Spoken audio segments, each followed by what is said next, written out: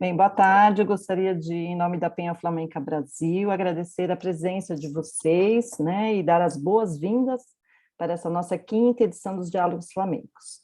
Esta é a última edição de 2021, mas em 2022 pretendemos dar continuidade a esse produto da Penha, uma vez que essa proposta, que é a de divulgar os trabalhos realizados com o flamenco no âmbito acadêmico, né, por diferentes artistas brasileiros, eles possam servir para inspirar, né, outras pessoas a enveredarem por este caminho. E também porque a Penha, né, um dos papéis da Penha, a que ela se propõe, é servir como uma guardiã dessa produção coletiva de conhecimento que vocês têm produzido. Então, eu agradeço a Daniela Albuquerque, a Camila Monte, as artistas que estão aqui hoje para compartilhar o trabalho, e também pelo aceite da Ana Mazagão para servir como uma moderadora dessa edição. Ana, muito obrigada.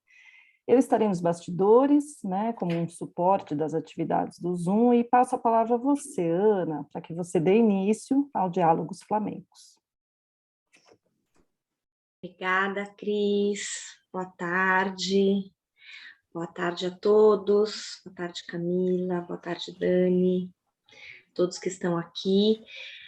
Obrigada, Penha, pelo convite, pela confiança, né, de fazer a moderação desse encontro e pelo trabalho que vocês vêm fazendo por todo o flamenco, pela história do nosso flamenco e pelo futuro do nosso flamenco, né, que não há futuro sem memória e não há futuro sem produção científica. Então, obrigada pelo trabalho que vocês estão fazendo, e a Camila e a Dani pelos lindos trabalhos que produziram e que a gente vai ter o prazer de escutar. Nós vamos ouvir o trabalho das duas artistas, cada uma terá aí o tempo de 15 minutos, 10 a 15 minutos para apresentar, e depois passaremos a um espaço de bate-papo, que todo mundo que está aqui vai poder perguntar, né, vai ter a oportunidade de tirar suas dúvidas, e talvez dúvidas que sejam aí provocadas por esse conteúdo que elas vão trazer para a gente. Então, a sugestão é que a gente tem sempre duas possibilidades: ou anotar a perguntinha na hora que ela surgir, sem censura. Nossa, me veio isso na cabeça, será que depois eu posso perguntar? Pode. Então, anota, coloca ali a pergunta, ou já no bate-papo, e a gente vai passar para as artistas mais para frente, tá bem? Vamos começar, então, pela Camila Monte, que está lá na Espanha, lá em Sevilha. Camila é psicóloga, começou a bailar flamenco aos 12 anos de idade com a professora Yara Castro, e desde então estudou com grandes nomes do flamenco de São Paulo, Madrid e Sevilha. Participou como bailaora de diversos grupos, como Herência, da Sociedade Hispano-Brasileira, do Grupo Oficina Flamenqueira, dirigido por Sila Alonso. Em 2012, fez um Master em Psicanálise e Teoria da Cultura na Universidade Complutense de Madrid, onde realizou uma pesquisa sobre a expressividade no flamenco, a pesquisa que a gente vai escutar hoje. Aos 30 anos, fundou em conjunto com sua então sócia Beatriz Carrasa, Vila Flamenca, Núcleo de Arte e Cultura em São Paulo, onde trabalhou por 4 anos como co-diretora, professora e bailaora. Atualmente mora em Sevilha, onde segue com sua formação e com seu trabalho como professora e bailaora. A gente vai escutar o trabalho Los Senderos del Duende, na leitura psicoanalítica de la expressividade flamenca, feita como dissertação de mestrado em psicanálise e teoria da cultura, um trabalho de investigação. Camila, seja bem-vinda. Olá, boa tarde para todo mundo. Primeiramente, óbvio, eu queria começar falando que eu estou muito feliz com o convite da Penha Flamenca Brasil. Eu estou muito feliz de poder celebrar aqui com vocês a existência de uma associação tão bonita e que há tantos anos a gente já vinha falando e se escutava da necessidade de união, de divulgar os trabalhos, de todo tipo de trabalhos, né, que as pessoas realizam no flamenco no Brasil. Se falava muito, pouco conseguia se fazer, e agora eu tenho visto com muita alegria que vocês estão botando em prática esse sonho tão antigo de tentar aproximar o Brasil na produção flamenca, né? Um país tão imenso, um país continental, e que tenha gente muito interessante, gente do bem fazendo isso é muito, muito legal, né? Eu fui até olhar o estatuto de vocês, né? E fui dar uma lida e fiquei muito emocionada, né? De ver umas palavras lá no estatuto de vocês de diversidade, difusão, intercâmbio, conhecimento, encantamento, memória. Fiquei muito emocionada de ver isso e queria falar que acho que o que vocês estão fazendo é um ato político pelo Flamengo do Brasil e que estou muito feliz de poder fazer parte, de dar o meu grãozinho de areia para esse momento. E mais feliz ainda que fui chamada pelo Diálogos, que pareceu uma proposta super interessante de pensar o flamenco, e sempre foi uma coisa que me motivou muito, e estou muito feliz de poder compartilhar com vocês a minha tese, e o que eu pensei lá no ano de 2012, 2013, foi uma delícia poder revisitar também, fazia muitos anos que eu não entrava em contato, infelizmente eu não segui com a pesquisa depois, mas o tema é um tema que me é caro até hoje em dia, sem dúvida nenhuma. Então, é isso, muito feliz de estar aqui com vocês. Vou começar falando um pouco de como eu cheguei no Master, né, em Psicanálise e Teoria da Cultura, em Madrid, que eu fiz. Sou psicóloga, danço flamenco desde os 12 anos de idade, o flamenco sempre atravessou a minha história, faz parte da minha biografia, não tem absolutamente nenhum momento que eu lembre já de vida adulta e adolescente em que eu não tivesse em contato com o flamenco. Eu me arrebatei pelo flamenco com 6 anos de idade, quando eu vi pela primeira vez uma apresentação de flamenco em Barcelona, quando meu pai veio trabalhar aqui, e desde então é uma emoção que me move muito, enfim. Eu sempre fui para a Espanha várias vezes, primeiro ia, ficava 3 semanas, desde os 16, depois 1 mês, depois 2, depois 1 ano, e sempre me sentia que faltava e que precisava. Quando eu fui morar 1 ano, eu falei, bom, acho que agora tudo bem, agora deu, né? Não, estou aqui morando em Sevilha, não parece uma coisa sem fim, essa necessidade, né, de viver o flamenco. E quando eu, em 2012, fui morar em Madrid, eu fui para estudar flamenco. A Ana Marzagão até participou desse momento comigo, porque ela tinha acabado de chegar, né, que ela tinha morado aqui em Sevilha, e eu estava com questões de visto, não sei se você lembra, né? Mas, enfim, ela me deu dicas, eu me inscrevi num curso do Caça-Patas para ter o visto de estudante de flamenco para morar 1 ano.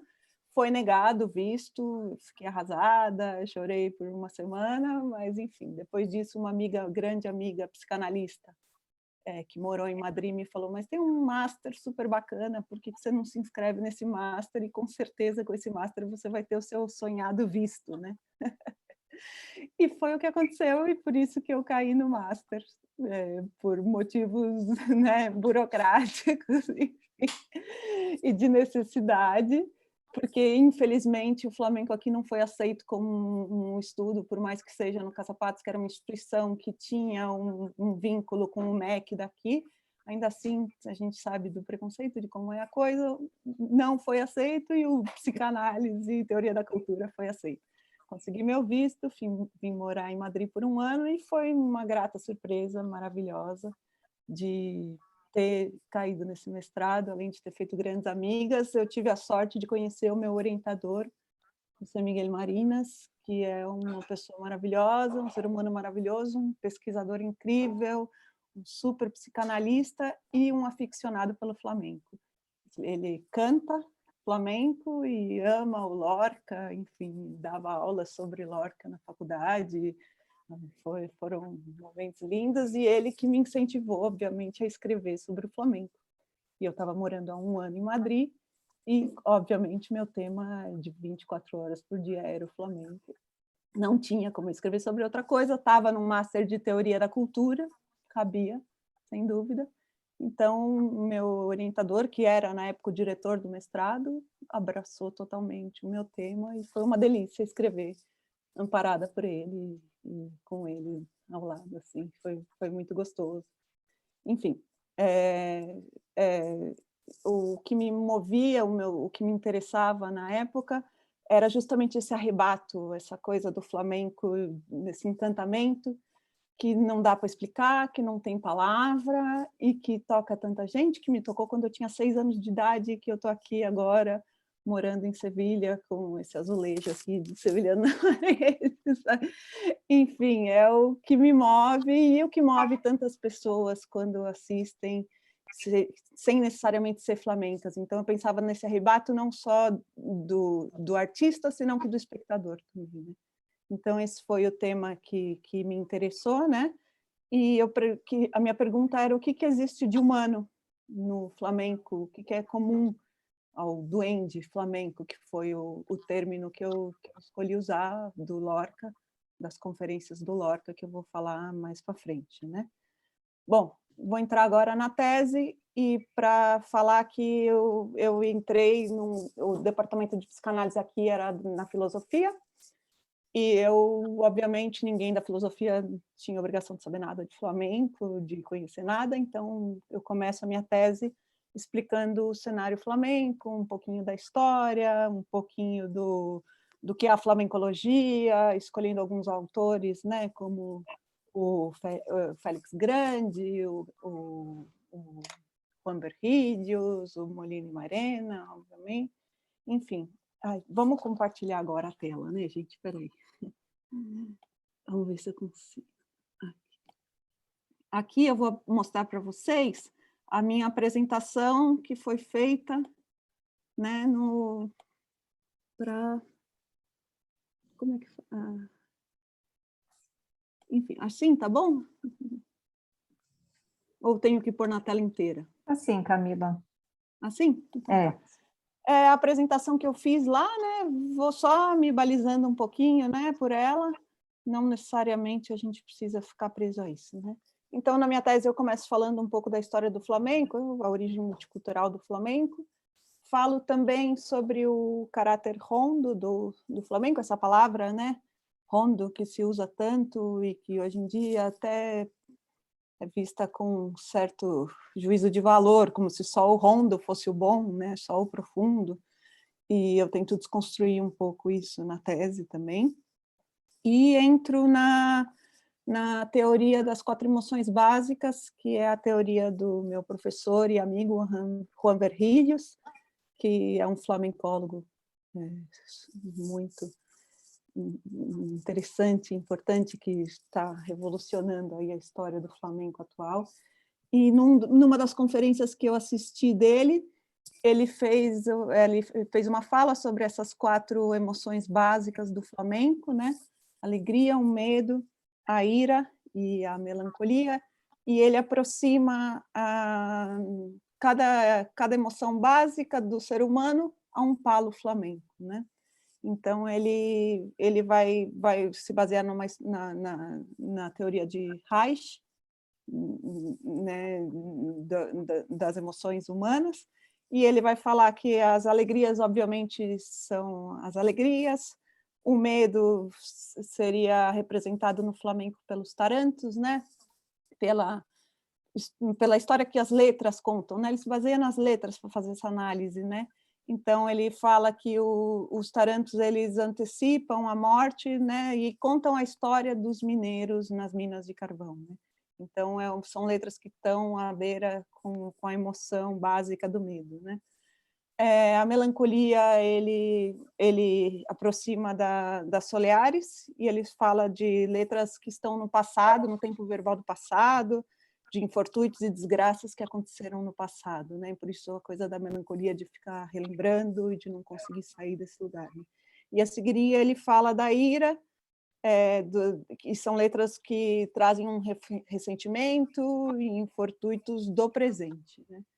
Enfim, é uma teoria super interessante que eu também não vou conseguir entrar muito agora, só para vocês saberem que eu entrei com ela na minha tese para começar a falar das emoções básicas, né? Depois disso, eu já entro no Lorca, na tese. O que eu pensei, vou tentar ser o mais rápida possível, é que o que interessa aqui para a gente pensar do Lorca é um pouco o Lorca, ele viveu na vida dele um caráter, uma coisa dicotômica de estar entre o culto e o pueblo o tempo todo, né? Entre querer ouvir a tradição oral e querer estar na academia, né? Isso marcou a vida do Lorca, até uma curiosidade, ele foi criado, né? Ele era um senhorito, uma pessoa muito rica aqui, e ele tinha desde pequenininho uma babá moura que cantava para ele, enfim, canções populares, né, de gente marginalizada. Então essa faz parte da história do Lorca, e por conta disso acho que isso é interessante a gente apontar, que ele sempre circulou muito bem por esses dois âmbitos, né, do pueblo e do culto, né. No caso do pueblo, o Lorca tinha uma especial fascinação pela figura do gitano, né, o cigano, e ele dedicou muitos poemas, obras a esse personagem, né? E, enfim, e era o cigano, ele representa, né, essa figura do pueblo, exótica, né?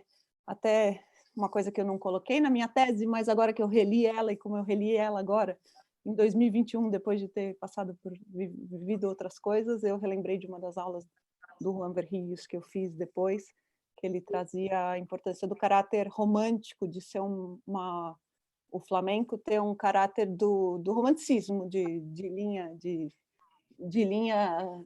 da época do romanticismo, né? E que ele via relação com o momento que foi criado o flamenco, mais ou menos, sei lá, 1800 e pouco, que era até o fim do século XIX, que foi quando a linha romântica estava aqui na Europa, né? E ele traz algumas coisas assim que são muito básicas do romanticismo: nacionalismo, regionalismo, o exotismo gitano, a exaltação do amor e das emoções, a morte, exaltação da morte, da liberdade, da tragédia, e a busca pelo belo e pelo feio ao mesmo tempo. Enfim, e me chamou a atenção hoje em dia reler o interesse do Lorca pelo gitanismo, e pensar que isso tem tudo a ver com o que o Juan estava falando do flamenco ser essa arte romântica, né? Enfim, só uma curiosidade, isso não estava na minha tese, né?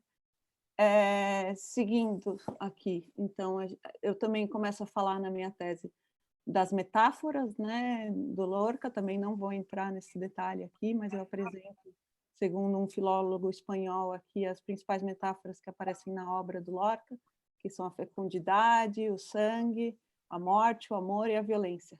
La sangre, né? É curioso como em espanhol a sangre é feminina, né? Acho bonito isso também, parênteses. E aí logo eu entro na teoria no Juego del Duende, né?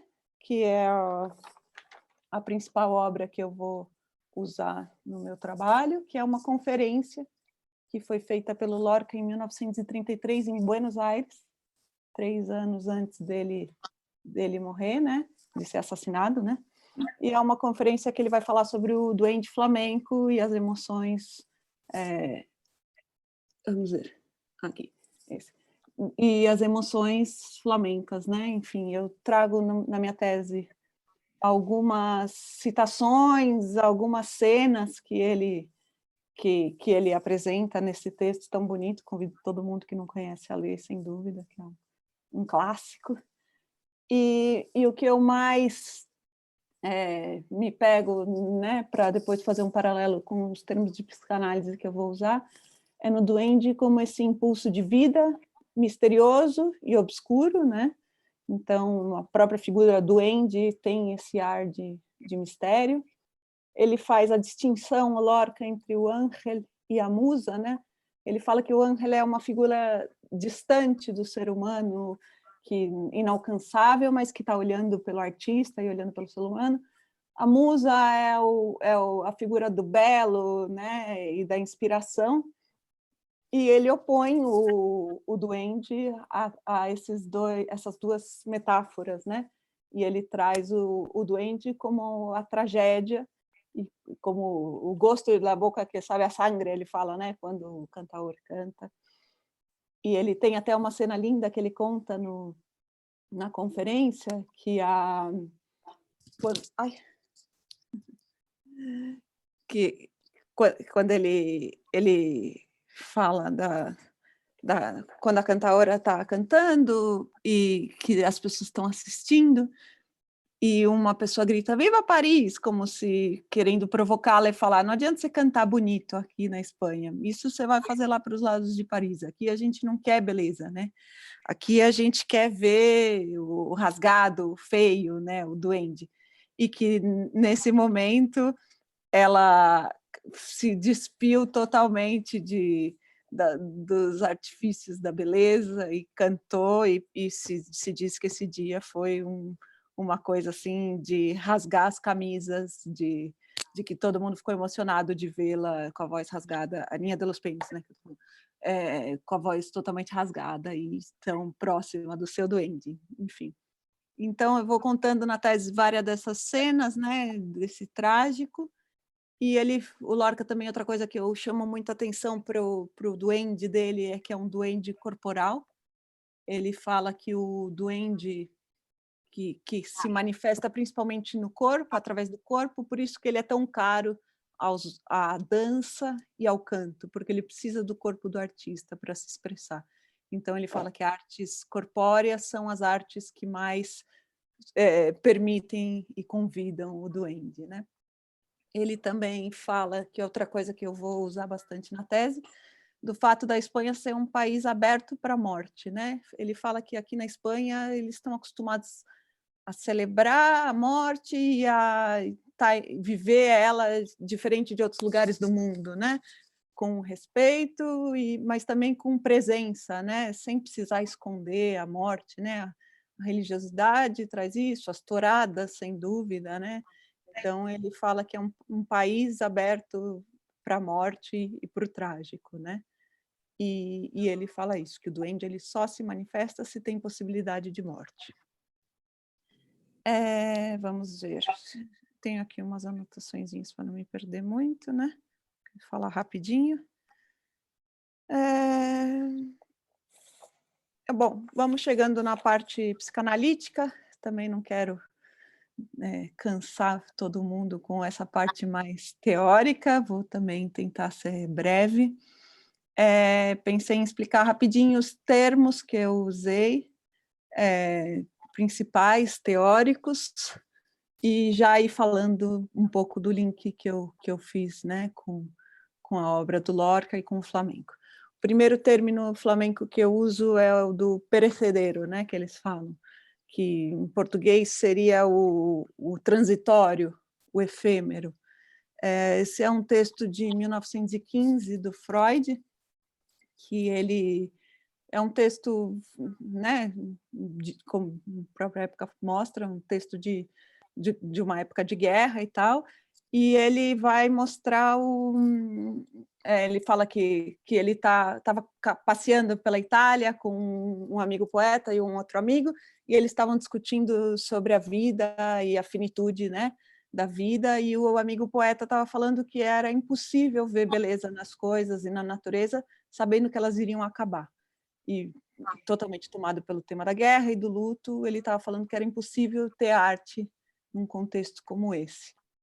E o Freud falava que ele estava totalmente em desacordo, que para ele, justamente por conta da transitoriedade e do caráter efêmero da vida, é que existia beleza no mundo e que a obra de arte podia ser feita, e que se não fosse a morte, não existiria essa possibilidade, né, de encantamento e de beleza. E, obviamente, isso aproxima-se muito do que a gente estava falando do Lorca, e até queria fazer está acabando meu tempo, né, Ana? Mas eu estou só para sinalizar, mas pode falar mais um pouquinho, tá bom? Tá tudo bem, pode ir. Nessa questão, até outro parênteses que não tem a ver com a tese, mas que eu acho legal de falar, que eu agora, né, morando aqui em Sevilha, o ano passado teve a Bienal de Flamenco durante a pandemia, em setembro do ano passado, uma Bienal praticamente fechada só por sevilhanos, não estava permitido turismo nem nada, e uma Bienal de artistas que vieram mostrar sua obra pós-confinamento, né, e durante a pandemia, e eu tive o privilégio de estar lá e assistir espetáculos geniais e maravilhosos. E pude concordar mais ainda com o Freud e falar que a morte, e a finitude e a tragédia engrandecem a arte, infelizmente, mas eu vi trabalhos geniais e coisas inesquecíveis. Uma que eu vou citar é o More No More, da Maria Moreno, poder ir no espaço da Rocio Molina, que ela tem hoje em dia, que é uma antiga fábrica de azeite, e ela colocou, sei lá, 20 pessoas para assistir ela logo depois da pandemia. Depois da pandemia não, né? Depois do confinamento, e ela estava brutal, enfim. Parênteses feito, não estava na minha tese, mas eu queria chamar a atenção para isso, porque concordo com Freud e concordo com Lorca, de que o duende está próximo da morte e que a finitude pode deixar as coisas mais bonitas, por incrível que pareça, né? Enfim, seguimos para o Lacan, que eu vou ser mais rápida ainda, porque aí o Lacan, ele fala do nó de Borromeu, ele fala do como o sujeito se estrutura como sujeito, e ele usa o simbólico, real e imaginário, são 3 instâncias para a estruturação do sujeito, e o que o meu orientador trazia muito, e que a gente foi, quando eu falava do duende, foi concordando, que o real é o principal conceito psicanalítico que se aproxima do duende. Ele falava, o duende é o real do Lacan, que é o inombrável no sujeito, é a ruptura, é o estruturante que não tem palavra e que é corporal e que é presente aqui agora, enfim, 1000 metáforas que vão mostrando isso, né?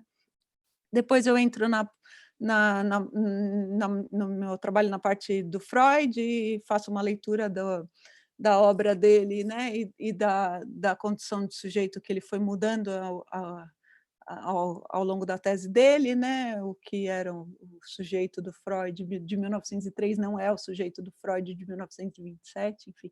E eu uso o último Freud, né, quando ele chega no conceito de pulsão de morte e de compulsão à repetição, é o que eu me valho na minha tese também para aproximar o duende desse lugar, né, de compulsão à repetição, de sujeito marcado pela tragicidade, enfim. E, por último, eu falo Bom, isso tudo já foi, né? O real... Tamis, Oi. mais 5 minutos, tá bom? Tá bom. Pode terminar com calma. E, por último, eu chego no Freud falando sobre o sinistro, que é o estranho, o estranhamento terrorífico e familiar que todo mundo vive quando vê uma obra de arte, e que eu trago isso para o flamenco também, que é um estranhamento familiar que eu acabo entendendo que existe por conta disso, da estruturação do sujeito tal qual ele é descrito pelo Lacan, da formação do sujeito freudiano, como ele fala, de idêntico a si mesmo, que é marcado pela tragicidade, pela todo esse tema da finitude e da morte que o Lorca traz tão bem, e que o Freud também, com certeza, marca, né, a obra dele pelo tema, e com pulsão de morte, e com esse tema do perecedero, né? Enfim, acho que isso, Ana, porque o resto é já muita... Tentei ser super rápida, falei muitos temas, né, e coisas complicadas, assim, mas é só para dar uma ideia, um flash. Também falei para as meninas que a minha tese está em PDF, né, ela não está publicada na universidade, porque é uma tesina que eles falam aqui, né, que é uma tese mais curta, de master, não é uma tese mais oficial, e eu tenho ela em PDF, quem quiser depois eu vou disponibilizar para as meninas da Penha, e eu posso deixar meu e-mail também, e quem quiser pode, como se diz, pode pedir E é isso. Obrigada, Camila. Impressionante, porque a sua fala, mesmo como você diz, correndo, sistematiza com profundidade o que você traz na sua tese, né? Que é tão linda e tão profunda, e também me fez pensar, enquanto eu lia, e eu também fiz a relação com o pós-confinamento e a pandemia que a gente vive, e a proximidade com a finitude e a necessidade que a gente tem da arte, né? E é muito lindo que, de fato, é inominável, né? O que a gente vive com o flamenco, e de fato é o que cativa a gente num primeiro arrebato, né? Que vai direto no estômago. E a gente se prende e não consegue mais sair. Você consegue trazer com muita riqueza no teu trabalho, através da psicanálise e através do trabalho do Lorca, né, das emoções, das entranhas, né, da proximidade com a criação e da necessidade da morte para a criação, daquilo que a linguagem a gente não consegue viver através da linguagem, né? E você vai ter muito para conversar com a Dani, então já vou dar a palavra para a Dani. As perguntas vão te deixar falar um pouquinho mais da psicanálise depois, Camila, porque vocês vão cruzar ali, nessa mesma pergunta, como é que eu expresso o flamenco, né? Como é que esse flamenco é tão próximo e tão distante de mim, né? E cada uma de vocês, como se uma viesse aqui pela copa da árvore e a outra viesse pela raiz, para se encontrar aí na expressão dessa árvore. Então, vou passar a palavra para Dani Albuquerque. Vou buscar aqui a sua história, Dani, que também com muita beleza trouxe a profundidade dessa vivência flamenca.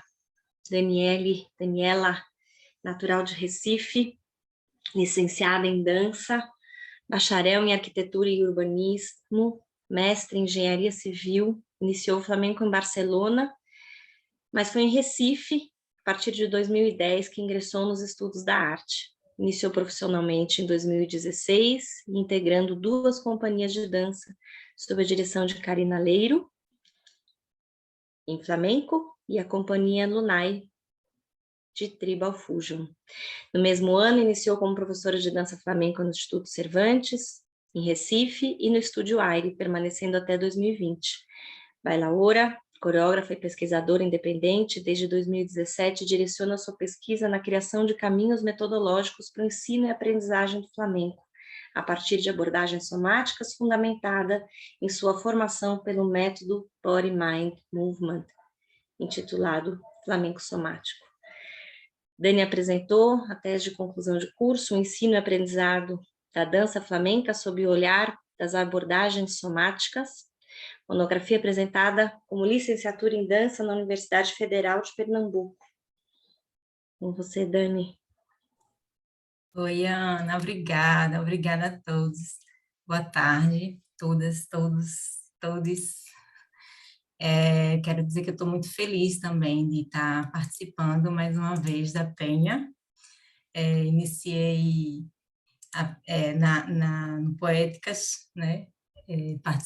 Pude participar da 2ª edição, e tenho acompanhado Diálogos Flamencos, acho esse espaço incrível, necessário, político também, concordo com tudo que Camila falou, e eu me sinto muito feliz também por ter um espaço que o público possa participar também, de entender o ensino da dança como uma disciplina, né? Como uma disciplina de matemática, de português, com seus conteúdos, né? Um lugar de formação também do indivíduo, uma disciplina de formação do indivíduo. Então, minha dissertação, meu trabalho de conclusão, ele é direcionado para esse aspecto metodológico, porque quando eu comecei a ensinar em 2016, Karina teria que se ausentar de Recife, deixou as pupilas, nós que participávamos da CIA, Karina Leiro, então, com essa missão, e a gente queria manter, né, o legado e manter o Flamengo vivo aqui em Recife, e aí uma das minhas maiores preocupações era realmente como transmitir para o aluno. Então, estava começando a ensinar, já estava fazendo estágio, né, o estágio que a gente tem a disciplina obrigatória, e, ao mesmo tempo, comecei a ensinar no Instituto Cervantes e no Estúdio Aire. Então, essa era a grande inquietação. Então, como é que eu poderia trazer alguma ferramenta para facilitar essa compreensão, porque não é apenas uma dança, é uma cultura. Né? Então, esse estudo ele investiga o papel da educação somática e suas contribuições no campo metodológico do ensino e aprendizagem da dança flamenca, e esse estudo veio com o sentido de buscar de que forma essas abordagens somáticas elas poderiam contribuir nesse aprendizado dessa arte, né?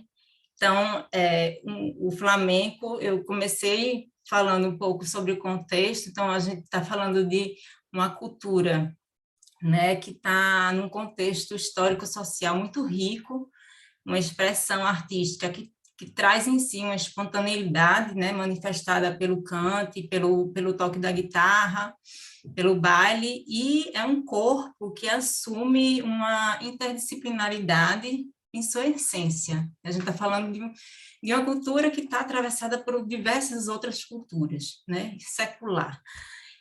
E tem seus elementos técnicos de complexidade, com compassos específicos, né? Uma linguagem com suas particularidades, suas peculiaridades, e uma estrutura, né, que torna o aprendizado realmente um aprendizado complexo por todas essas informações, por todo esse universo, né, que está inserido. Então, eu não poderia falar sobre esse trabalho sem trazer a minha experiência. Na verdade, eu comecei a licenciatura como aluna especial, como eu tinha já uma formação como arquiteta, foi o que me levou a morar em Barcelona e a conhecer o flamenco. E aí eu comecei fazendo 2 disciplinas, sempre colocava uma teórica e uma prática, e a primeira disciplina foi consciência corporal e expressão artística. Então, foi a primeira disciplina assim, que foi um marco, um divisor d'águas, porque ela me possibilitou participar durante um ano, de 2011 a 2012, da pesquisa de doutorado de Letícia Damasceno, que veio a ser a minha orientadora desse trabalho, desse estudo.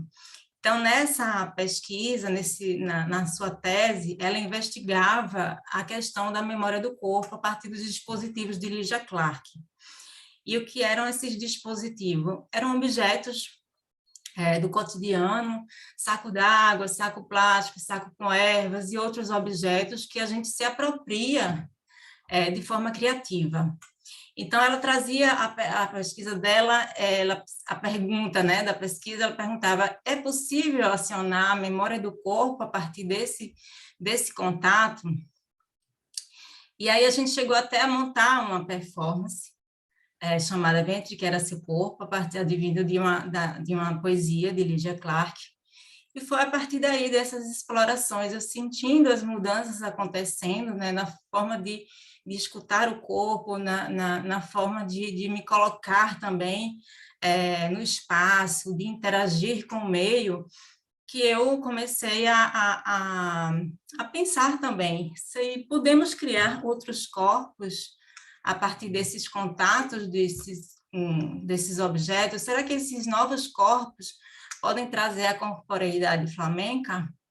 Então, a minha pergunta era como estimular um estado de corpo que possibilite a apreensão da linguagem flamenca em corpos que nunca tiveram qualquer proximidade com essa cultura. E aí, faço toda a referência, né, com relação à educação somática, e também trago alguns estudiosos do flamenco, passo pela questão da origem do flamenco, falo todo esse contexto, mas eu me aprofundo mais na questão da educação somática, né, trago uma relação de alguns métodos que passei também pelas disciplinas, experienciando esses métodos, diferentes métodos, como Feldenkrais, Eutonia, Body Mind Century, foram os principais. E no meu estudo eu trago muito a Débora Bolsonaro, que eu gosto muito dela, ela é uma educadora somática brasileira. Ressalto também a escola angioviana, a Klaus Viana, e a Débora, para ela, por exemplo, a Bolsonaro, ela fala, o processo fisiológico e a materialidade do corpo se tornam dança. E aí, nesse sentido, ela explica que, ao se reencontrar com o corpo, reencontra-se também o ordinário, o cotidiano, o universal e o singular. E todos esses elementos estão presentes na dança flamenca, que é o que eu sinto. A espontaneidade, presença, universalidade, singularidade. E aí eu me lembrei do que sempre Yara Castro falava, quando ela visitava aqui Recife, ela dizia, gente, o flamenco é o igual diferente. E aí está a beleza do flamenco, né? E, para quem não entende o que é educação somática, a palavra soma quer dizer corpo integral, corpo da experiência, o corpo vivo. Então, eu fiz essa analogia. Não, gente, se o corpo soma, esse corpo vivo, esse corpo da experiência, o corpo integral, para mim ele é o corpo flamenco. E então, eu trago alguns também estudiosos da pedagogia e da educação somática, Jussara Miller e outras, né, tão importantes. E aí, dividi a pesquisa em duas fases. A primeira, fiz um diagnóstico, então tinha esse objetivo específico de realizar um diagnóstico para entender quais eram as principais dificuldades dos alunos, o que é que atraía, né, o que levou a eles a buscarem o flamenco, se vinha de alguma experiência de outra linguagem da dança, e também fiz um questionário para os professores, numa amostra de 10 alunos e 10 a 11 professores. Participaram professores nacionais e 2 internacionais, uma é Yara Castro e a outra era uma professora lá da Argentina, Alicia Fiuri, e querendo buscar também conhecimentos, se esses professores já aplicavam algum outro tipo de metodologia para passar, né, para transferir esse conhecimento, se já tinha passado por alguma outra linguagem da dança, se tinha curso superior. Então, esse diagnóstico foi super importante para daí ir para a segunda fase, que foi dividida em 2 etapas. Então, houve uma compilação dessas informações, o cruzamento, né, identificando as similaridades, né, das respostas de cada questionário. E eu gostaria de compartilhar aqui minha tela. Isso é o que eu estou falando agora, das motivações de cada aluno, dos grupos, né, que foram entrevistados. Se os professores tinham tido alguma experiência fora do Brasil, na Espanha, né, se tinha tido também sentido alguma dificuldade no ensino, se buscavam alguma alternativa metodológica. E, a partir daí, eu pude direcionar quais eram os aspectos pedagógicos, né, para me dar um norte. Então, houve essa análise das respostas. A minha experiência, né, na pesquisa do doutorado de Letícia, Corpo e Memória, foi essencial, porque para a gente poder colocar outros corpos em experiência, você tem que ter passado pela experiência. A trajetória também como aluna na dança e na época como professora importante, as aulas da própria licenciatura em dança e a experiência em distintas linguagens também, porque eu vim do balé clássico, também tive experiência com o balé popular do Recife, passei pelo contemporâneo, apaixonada pelo contemporâneo eu sou, e também tive respaldo na bibliografia de Débora Bolsonélio, em 12 pilares que ela identificava comuns a todos os métodos de educação somática. Então, todos os educadores somáticos, eles passavam como se fosse um ritual mesmo, por essas ações. Então, foram identificados esses 12 pilares para que eles teriam que ser, né, utilizados nas minhas explorações, nas explorações com as alunas, e também identificado 12 pontos que tinham finalidades específicas para poder relacionar com a movimentação e os princípios da dança flamenca. Então, não vou ler um por um aqui, mas só para mostrar que tinha todo um norte, né, para que eu chegasse a eleger quais eram os objetos que eu ia utilizar para colocar as meninas em exploração. Então, foram 4 alunas, uma do Cervantes e 3 lá do Estúdio Ares, que quiseram fazer essas explorações, se colocaram à disposição, né? Super gratas a elas. E então elegi bolinha cravo, bexiga, cada objeto desse era usado em uma aula de 1h30. Então a gente tinha uma exploração mais ou menos de quase 1 hora, e depois a gente abordava algo que a gente já estivesse praticando, ou algo técnico, né, de sapateado, ou uma coreografia. Então, primeiro a gente passava por essa abordagem. Aqui eu usei também bambu, cabo de vassoura, esses com contato tátil, né? Então, o objeto, o nosso corpo, ele se apropria daquelas qualidades e ele ajuda também a fazer mapeamentos, a gente aprimorar a percepção, ampliar a percepção, aumentando aí o contato, o autoconhecimento, a consciência corporal. E aí veio as respostas dos alunos, né?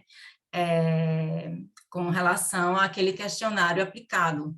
Então, as motivações que levaram eles a escolher o flamenco, eu trouxe uma colocação de uma aluna que disse que a dança flamenca representa para ela o poder da mulher, pelos gestos, pela firmeza dos passos, e ela disse que escolheu pela beleza, mas também pelo desafio, né? Então, ela mostrando que ela é uma pessoa que gosta de ser desafiada, que isso talvez a estimulasse, né? Ela colocando que o compasso era diferente de tudo que já tinha visto e a cadência também.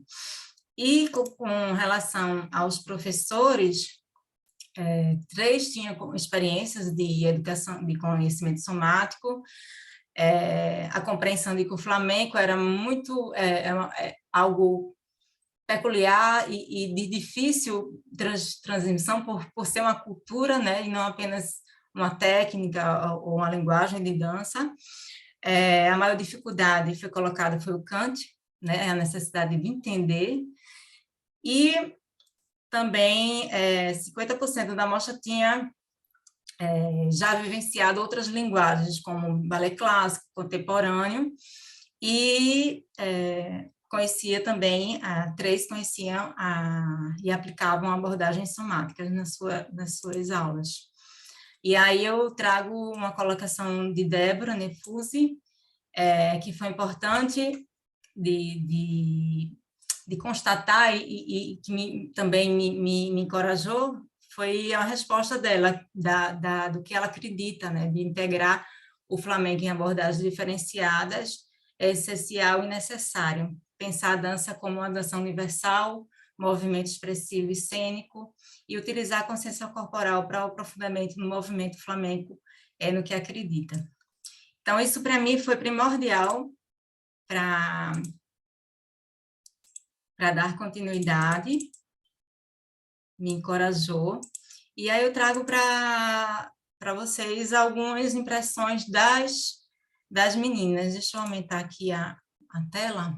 Então, com relação aos aspectos sensoriais, as respostas, né, das explorações, já estou chegando no final, e a tomada de consciência. Então, o uso da bolinha cravo produziu uma sensação de maior relaxamento, de conforto na planta dos pés, a partir da liberação miofascial, permitiu uma melhor flexão, aderência e desenvoltura no caminhar e nos passos da dança. Posteriormente a essa pesquisa, uma aluna também me confidenciou que tinha medo quando colocava o sapato, porque ela se sentia insegura, porque ela vinha da dança do ventre, e quando colocava o sapato, ela se sentia no lugar de vulnerabilidade. E aí, trabalhando, né, o ground, enraizamento, os pés, a partir dessas integrações dos membros inferiores, ela se sentiu mais confortável e confiante. E facilitou também a postura dos membros superiores, criando a memória do correto distanciamento que deve ser mantido entre os braços e o tronco, que a maioria ficava assim. Então, a Grazi sentiu os pés mais plantados ao solo, e a parte posterior do pé deu a ela, ofereceu um apoio melhor com a utilização dos sapatos, e nas axilas, que também foi utilizada a bolinha embaixo das axilas. Para a Fátima, que é fisioterapeuta e professora de Pilates, foi muito importante o relato dela, porque ela sentiu que tornou o ombro e o membro superior acordado. Com o uso da bexiga, houve uma melhor percepção do espaço entre os membros superiores, postura, dissociação do membro do tórax com o quadril. Então, o Flamengo tem muito isolamento das partes, né? Tem muito trabalho com coordenação, uma parte do corpo fazendo uma coisa, a outra parte fazendo outra. Então, foi utilizado também nesse sentido. O bambu trouxe uma sensação de maior tranquilidade na execução dos passos, então também foi utilizado, né, nos pés, ativando a percussão óssea. Senti uma certa tranquilidade ao fazer a punta. Cristiane, ela tinha receio de fazer a punta quando eu usava, né, a ponta do sapato, porque ela tinha receio de machucar os pés. E o bastão foi utilizado, né, para a caminhada, como, né, para auxiliar na postura. Também foi utilizado para acompanhamento do compasso. E a fita não é um objeto usado para sensibilização tátil, mas a fita foi um objeto que eu observei num método de Valdo Bertazzo, que eu também sou apaixonada, e ele utilizava para a coordenação, né, do corpo e para a ampliação da propriocepção, dessa consciência do corpo no espaço. E aí a pesquisa veio constatar que sim, podemos ampliar esse campo metodológico, né, ultrapassar o modelo copy e repetição, e justamente pelo aprendizado da dança flamenca, na sua essência, ele é interdisciplinar, ele é transdisciplinar, então ele dialoga com outras formas, né, de metodológicas. E a identificação com o flamenco também, porque as abordagens somáticas.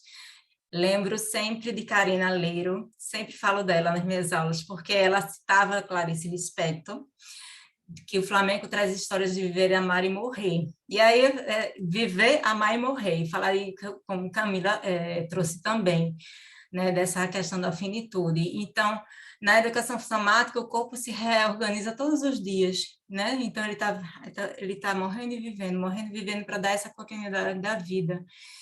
E a importância constatou a importância das abordagens no ensino, da somática no ensino da dança, constatou também que os objetos são ótimas ferramentas para análise do movimento.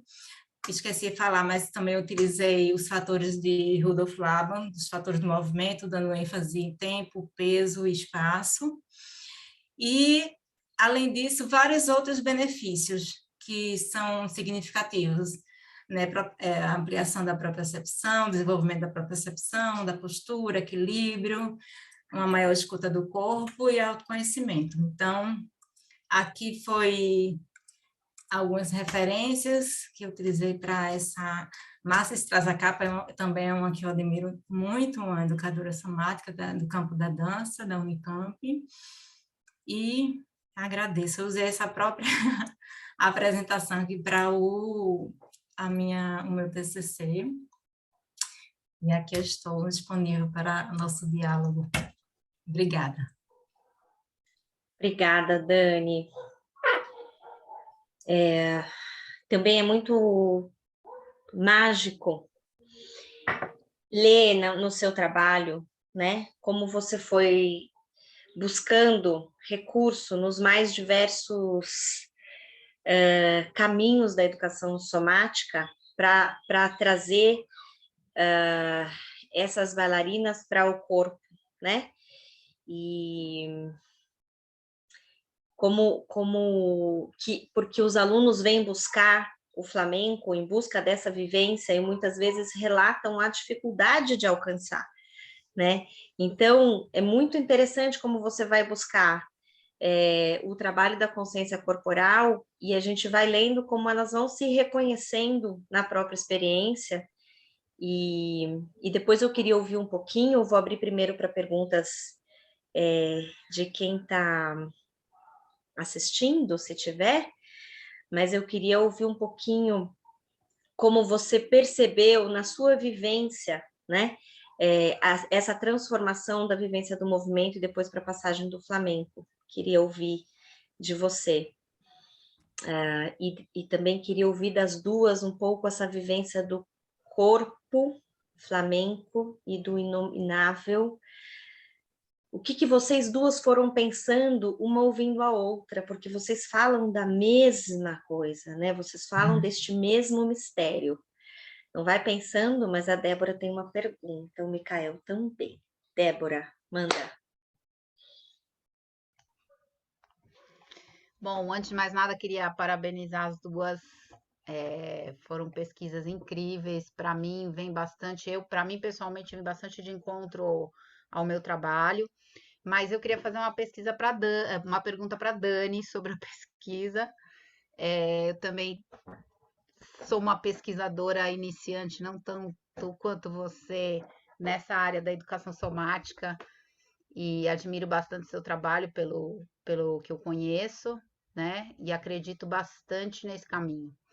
Eu queria te perguntar, Dani, se por acaso, nesse tempo todo da pesquisa, você encontrou pessoas na Espanha, por exemplo, que tenham buscado esse caminho, mais especificamente da educação somática, com o flamenco, e quem seriam essas pessoas que você encontrou e que nível, se você sabe, né? Porque quando a gente pesquisa, a gente vai, de repente, a gente dá de cara com uma coisa, com outra, com outra.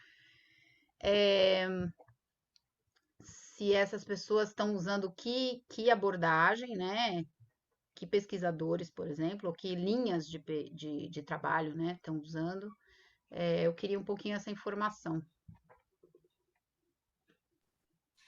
Débora, eu estive em 2018 em Madrid. Não conhecia Madrid, porque eu morei em Barcelona há 2 anos e 2 meses para fazer o master relacionado à arquitetura. Fui fazer a aula do Flamengo, já estava para voltar.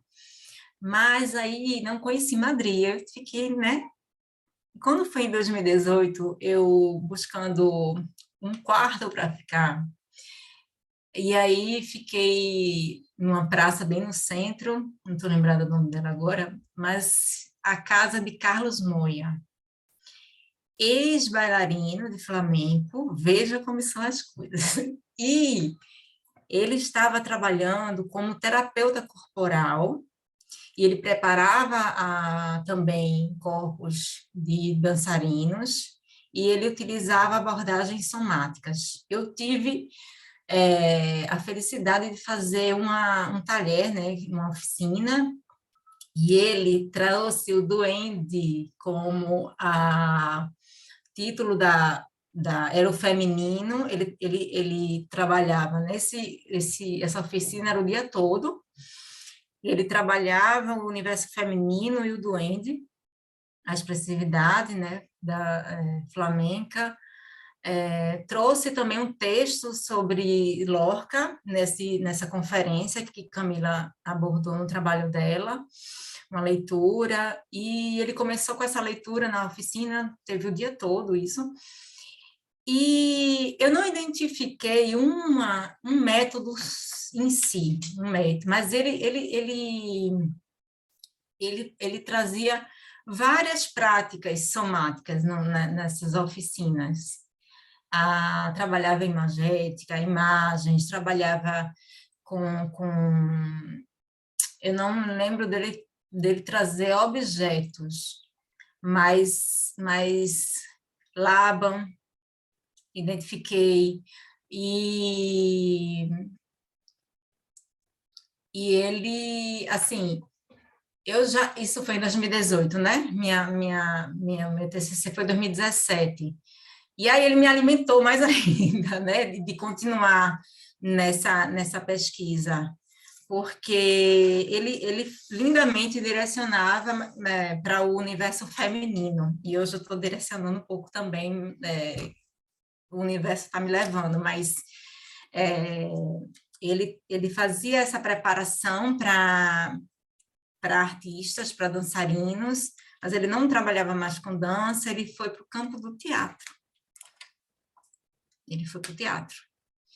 E porque ele falou que a dança não levou para o lugar da expressividade. É como se ele não tivesse satisfeito. E o teatro, ele se encontrou no teatro, né, para essa expressividade aflorar. E assim, até o momento de lá, foi o único que eu tive contato, né, que Porque trabalha eu fico nessa pensando o linha. quanto pode ser difícil para eles também se jogarem um pouco né, se lançarem um pouco por esse caminho, por essa pesquisa, porque de qualquer forma está na Espanha, ou seja, tem todo o Adrián Galha falava muito isso na minha cabeça, falava assim, às vezes vocês que estão fora da Espanha podem se sentir mais livres para outros caminhos, outras pesquisas, outras buscas, do que a gente que às vezes tem muita crítica em cima, sempre estão ali, mas o que você está fazendo? Não é flamenco? É flamenco? Não é flamenco? E aí ele sempre falava assim, se joguem, se lancem, procurem, busquem. E ele é um cara que sempre buscou e se jogou, e hoje em dia, o último espetáculo dele, acho que ele não estava mais nem aí se tá flamenco, se é puro, se não é, se é isso, se é aquilo. Claro que hoje em dia, cada vez mais essa questão tá por terra, né? Mas se a gente pensar uns anos atrás. Então, por isso que me veio essa curiosidade, e falei, putz, muito obrigada. E ele veio mostrar eu acho que eu fiquei 2, 3 dias lá no quarto, foi pelo BNB, e ele veio mostrar uma carta do Antônio Gades, porque depois ele veio dizer, eu sou sobrinho. Não é possível. Isso não é possível. Não, gente, me belisca aqui, isso não está acontecendo. Então, ele me chamou a atenção porque ele saiu do universo da dança e foi buscar essa expressividade que faltava no teatro. Mas aí foi assim, identifiquei que ele trazia essa expressividade a partir dessas práticas mais somáticas mesmo. E o próprio teatro, muitas vezes, vai buscar também nas práticas somáticas, né? A possibilidade da vivência mais profunda, né? Acho que tem uma possibilidade de diálogo grande aí. Micael? Obrigado, Ana. Queria parabenizar a Dani e a Camila pelos trabalhos. Não tive a oportunidade de lê-los, mas conheci um pouco deles aqui a partir da apresentação de vocês. Assim que possível, vou ler também.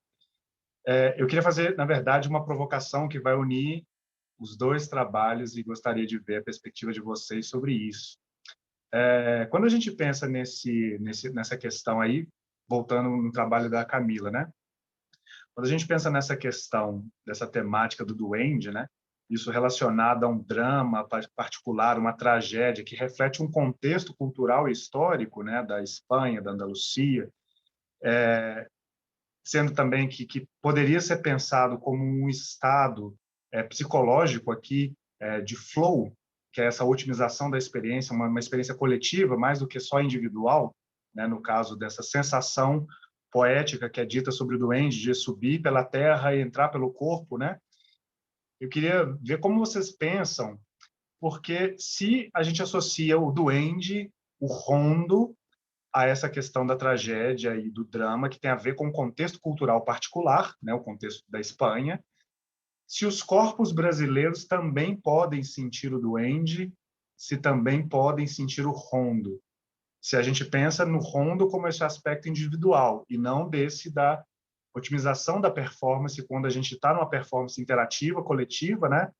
E tem aquela sensação de atemporalidade, que o tempo para e aquele momento ali é único da performance, né?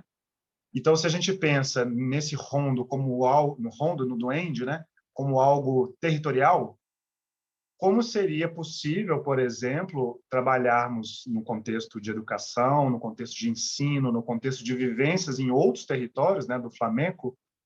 Como que essas pessoas poderiam pensar esse rondo, esse duende, sendo que a nossa trajetória é completamente distinta dessas tragédias, desses sentimentos, até que a Camila levantou no trabalho, né, esse enquadramento de sentimentos do flamenco? Eu talvez teria algumas ressalvas com relação a esse posicionamento, mas acho muito válido essa pesquisa, esse olhar, porque nós temos outros elementos que são diversos, né? Outras culturas, outras vivências, né? E quando a gente pensa que a cultura está no corpo, se nós temos culturas diferentes, teremos corpos diferentes. Será que a gente sente esse rondo, esse duende da mesma forma? Será que a gente sente esse duende nessa perspectiva individual? Fica aqui a provocação para vocês, resposta coletiva, como quiserem. Acho que eu posso começar falando que, enfim, que eu pensei um pouquinho agora, né, nisso que você falou, que não existe, não dá para isolar só a questão cultural, assim como não dá para isolar só a questão estrutural do sujeito, que é comum a todos, né? Então não dá para falar, vamos esquecer a parte estruturante do sujeito, vamos pensar só na questão cultural, né? Eu acho inevitável que tem uma coisa que é a estrutura do sujeito, que segundo Freud, o Lacan, é universal, e que é um sujeito que está na cultura, né? Que na obra do Freud é importantíssimo, né? Lembrar que o sujeito está na cultura. Mas, enfim, acho difícil, porque, que nem eu mostro na minha tese, a questão é do sujeito, ainda que tenha questões da cultura que são super importantes, acho difícil separar. Mas, ainda assim, poderia falar que a tragédia, ela também está no Brasil, obviamente, porque também tem a tragédia de ser humano, de como se diz, qual a palavra, de estar nesse... Mas é que aí eu estou falando da estrutura do sujeito também, né? Essa estratégia desse desamparo de ser só eu, de ser só. E que isso é humano, isso está no Brasil, isso está na Espanha, isso está em qualquer lugar. Mas também acho que o Brasil também tem as suas características históricas, tanto de miscigenação cultural, que acho que são importantes para esses corpos múltiplos, que nem a Dani falou também, e que isso tem tudo a ver com o corpo flamenco, né? Um corpo que se mistura, e com a emoção flamenca, né? Porque esse duende que o Lorca fala não é também exclusivamente espanhol, eu acho, sabe? Enfim, o Lorca fala disso em Buenos Aires, depois de ter passado por Nova York, sabe? E acho que ele fala do flamenco, mas eu acho que ele também via duende em outras artes, em outros corpos que não os corpos flamencos. Então, eu diria que, sem dúvida, o corpo brasileiro está aberto ao duende pelas suas marcas históricas, culturais. A gente foi um país colonizado que viveu, né, um arrebato e uma violência também, né? Então a gente também é marcado por isso. E agora, então, depois né, de tanta violência pandêmica, de tanto silenciamento, de tanta coisa, eu acho que a gente tem aí um convite para viver ainda com mais intensidade a arte e a necessidade, né, de que a arte seja a voz, e que se é o corpo flamenco que vai dar voz para esse arrebato, no nosso caso, que seja, mas poderia ser outro corpo também. Não sei, pensei mais ou menos por aí. Não sei se Dani quer colocar alguma coisa também. Dani, antes de você falar, eu vou ler um pedaço, uma frasezinha da Camila e uma frasezinha sua. E aí eu vou passar para você, só para costurar. No trabalho da Camila, tem uma frase que eu acho que é do Lorca, espero que seja. La raíz oculta de toda humanidad, los hombres no somos iguales nunca, pero en el fondo laten o han latido los mismos miedos, la misma palpitación irracional, desde donde manan cuando manen los sonidos negros del duende. E Dani diz, o corpo flamenco está entrelaçado entre a natureza e a cultura. É um corpo que se coloca em contato com o outro e com o mundo. Apreende e é aprendido por um sistema de trocas e sua corporeidade não pode ser aprendida através de relações mecânicas de estímulos e respostas, mas por sua animosidade da relação com o mundo. Fala, Dani. Oi. Eu acho que até uma citação de Ferreira, não lembro, mas eu concordo com Camila. Eu acho que o duende ele não tem uma posição geográfica definida, não. Ele está nesse corpo vivo. E como o flamenco expressa a alma, né? Então, é essa alma aí que transcende e que materializa nesses gestos, na voz, eu entendo o duende assim, dessa alma que materializa em forma dessa expressão. Pelo cante, pelo toque da guitarra, pelos gestos, pelo baile. Eu até coloquei aqui porque achei interessante trazer Fernando Quiñones, quando eu falei um pouquinho sobre cante, ele falava que el cante no se entiende, se vive. E Manuel Machado, poeta e dramaturgo espanhol, falou que las coplas não se escrevem, se cantam e se sentem. Então, depois dessa oficina, inclusive, com esse terapeuta corporal, acho que é Gestalt, o Instagram dele, quem quiser acompanhar, ficou muito claro que, para mim, El Duende está em você, mas no seu íntimo. Então, quando eu falo das abordagens somáticas, por isso que eu acho tão importante se apropriar do corpo, de se aprofundar no seu eu, e o eu, quando eu falo o self mesmo, o eu todo, porque não estou falando só de flamenco, mas qualquer outra linguagem da dança, a gente tem aquele padrão, aquele formato de sala fechada com espelho, né, com barra. Esse é o que a gente conhece de uma sala de dança. E não, a sala de dança pode ser o espaço aberto, pode ser esse mundo, né, de estímulos que o corpo está respondendo o tempo todo e está interagindo o tempo todo. E eu concordo também com Camila, somos um país de tantas mortes, de tantas vidas, mortes-vidas, só que a gente não se apropria desse tempo, né? A nossa tendência é o esquecimento, banalizar e estar tão fora, quando nessa pandemia agora, poucas pessoas conseguiram realmente vir para dentro, né? As pessoas tiveram muita dificuldade de se ouvir, de se escutar. Eu pude, nessa pandemia, nesse período de isolamento, experienciar, né, nesse universo virtual, e ele propiciou muito essa internalizar e escutar o corpo. Engraçado que para o universo somático isso foi uma ferramenta, o virtual foi uma ferramenta que deu muito certo, porque a gente está sempre utilizando o visual, né? Sempre se espelhando, sempre olhando o outro, né? A grama do vizinho é sempre mais bonita que a nossa. Então, eu acho que o duende tá aí nessa volta a olhar para si.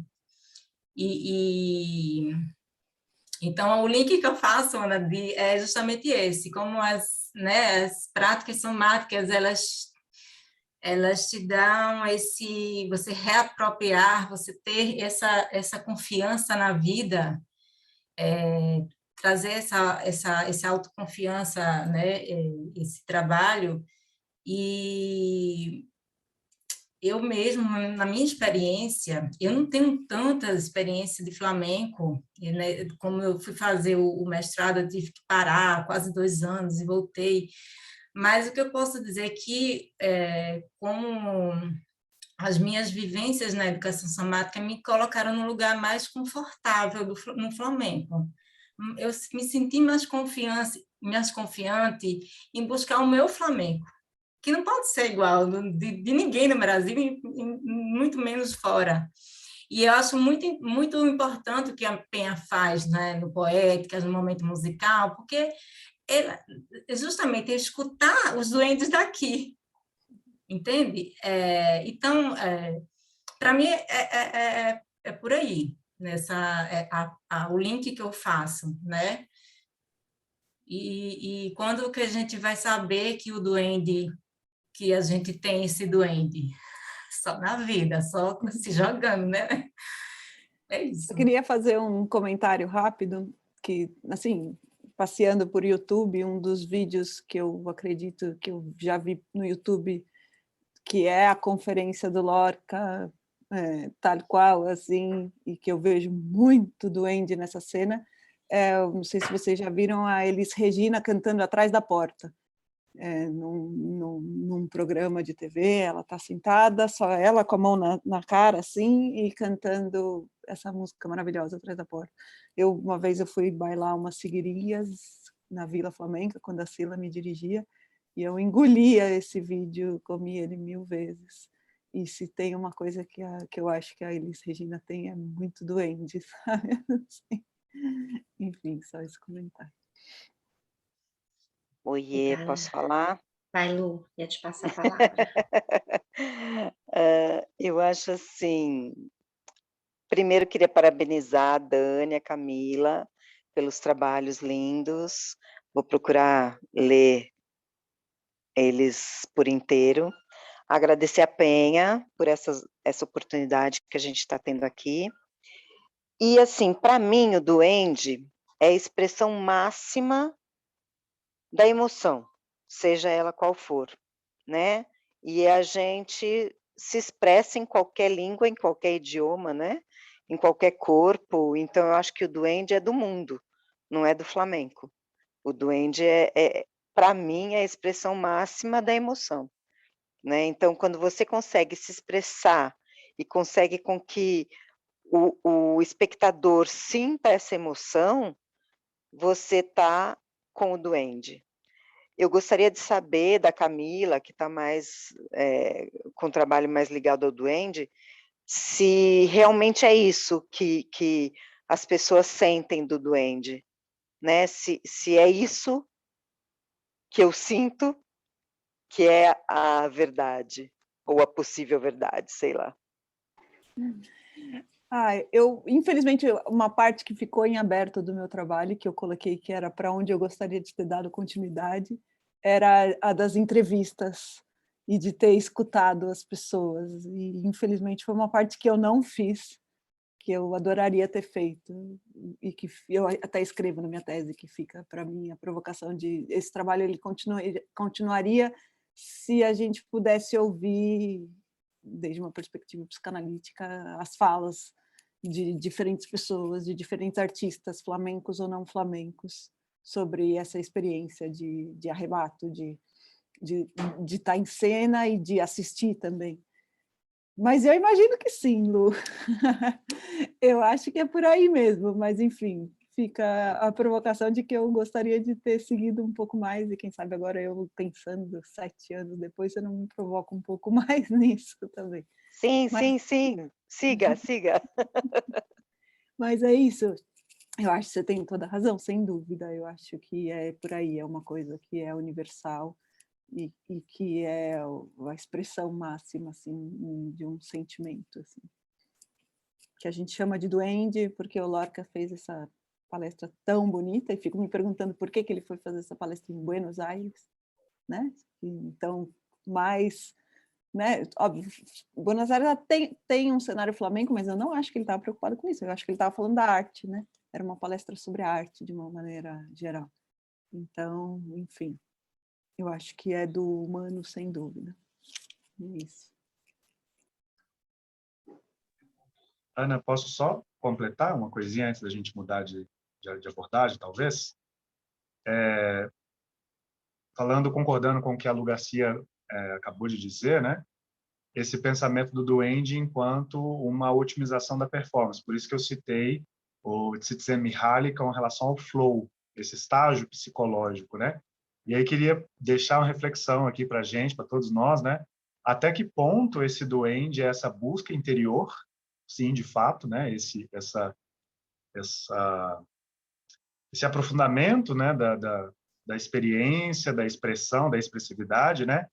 E até que ponto a construção desse duende também não é coletiva, a partir da interação com o contexto. Porque, sim, é uma expressão individual, com certeza, né? Todos nós, flamencos, sabemos, né?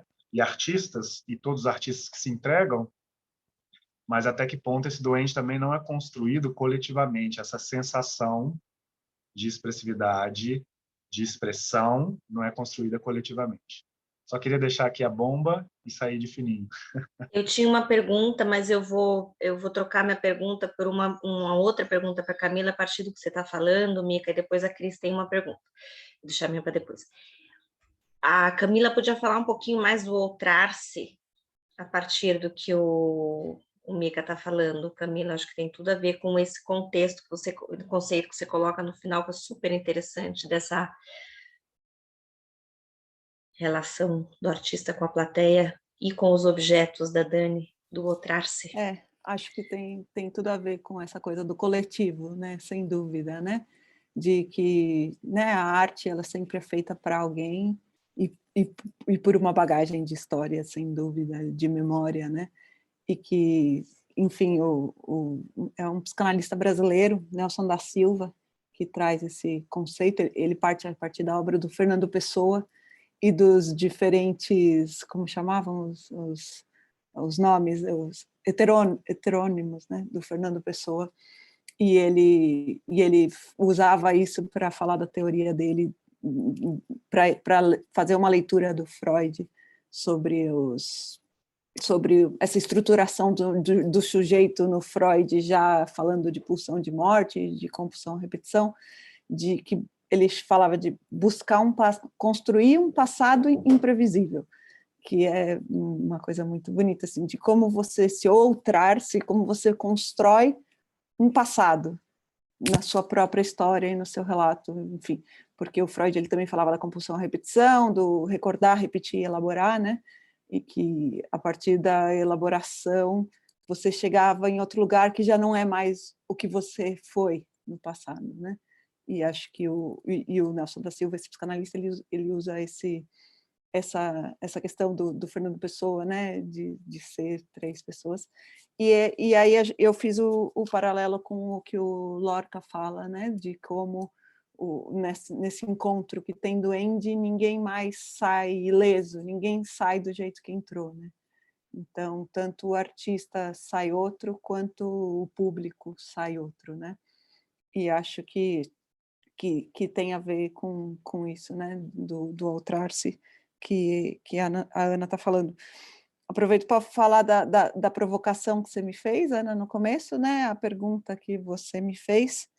Eu acho que, ouvindo, né, o que a Dani falou, do corpo da espontaneidade, da presença, da universalidade, eu acho que, para mim, o inominável, né, que você me perguntou, ele está passando exatamente por todos esses conceitos que a Dani trouxe, e que eu estou num momento flamenco meu de me provocar muito na coisa do improviso, que aqui em Sevilha eu estou vivendo mais isso, tanto em aula, quanto eu tenho dançado na rua, e isso é tipo, oi, sou a Camila, prazer, vou dançar umas alegrias. Beleza, venha.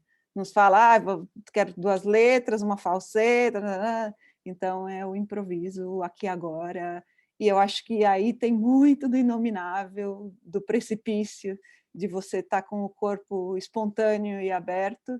Então, nisso que você me perguntou, Ana, desse duende, eu vejo que o flamenco, por essa espontaneidade e pelo improviso, também tem mais uma porta aberta para o duende, imagino, para esse inominável, para essa coisa que é só corpo e é só aqui agora, sabe? Eu pensei nisso do improviso também, para falar disso. E para passar para a Cris, eu fico pensando que às vezes a gente tem tanto medo do improviso, né? E às vezes, como aquela aluna da Dani que tinha põe o sapato e ficava com medo, né? Medo de quê? Medo do que virá, né? Uhum. Essa vulnerabilidade, né? Eu tinha também pensado de falar isso do sapato, e que é a vulnerabilidade do improviso, é colocar o sapato, né? Cris?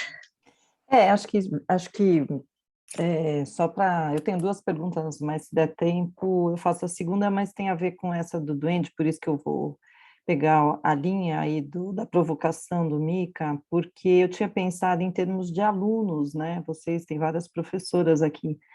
Como fazer com que o aprendiz do flamenco acesse esse lugar, né? É algo que eu não sei se é muito pensado, muito conversado entre quem pensa na pedagogia, né, para esse tipo de arte. Como o Mica falou, e eu concordo, ele é quase que depende desse flow, né, como ele falou. O bailarino, ele está aqui, ali, me lembrou muito aquele do filme do Avatar, né, que ele incorpora, traz um pouco da força do ritual, e isso talvez não seja desenvolvido no dia a dia, né, durante as aulas, e, portanto, isso fica muito distante. Então, eu fiquei pensando nas trajetórias, as nossas trajetórias, e que porque isso às vezes pode espantar o aluno, né, você fazer, se a pessoa, o profissional também não souber abrir essa porta, né, então, eu não sei se na academia, Dani, isso é algo também conversado, né, se aqueles dispositivos que você mencionou, ele chega nesse lugar também, nessa manifestação do corpo do artista, que, como a Camila falou, sem esses artifícios de beleza, né, se é um caminho a se trilhar ainda aqui na nossa formação também.